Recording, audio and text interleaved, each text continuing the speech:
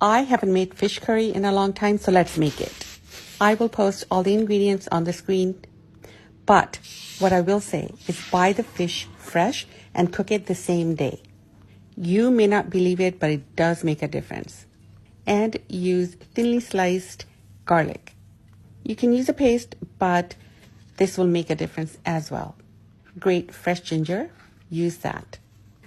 This is going to be a spicy dish. I've used crushed chili flakes, red chili pepper, and green chili. The fish itself doesn't really have a lot of flavor like meat does.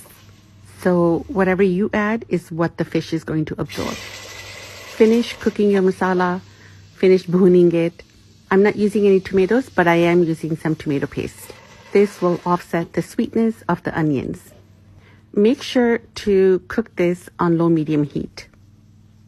Now add your water. This is going to be a shorba fish. And for 3 of those pieces, I ended up using 2 cups of water. Once the water comes to a boil, place your fish pieces in it. Keep it on low-medium heat. You don't have to move the fish around because it will break very easily.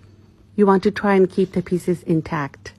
Cover and cook about 7 minutes and just lift the lid and check to make sure the fish is not sticking to the bottom of the pan.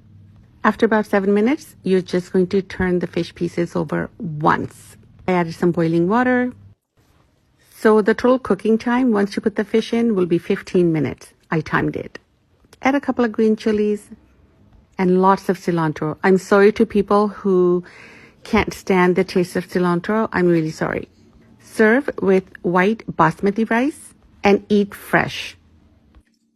I think the key to a good fish is fresh fish. Also be aware of bones. This fish was okay, didn't have a lot of tiny bones. It was spicy though. Keep some ice water close by.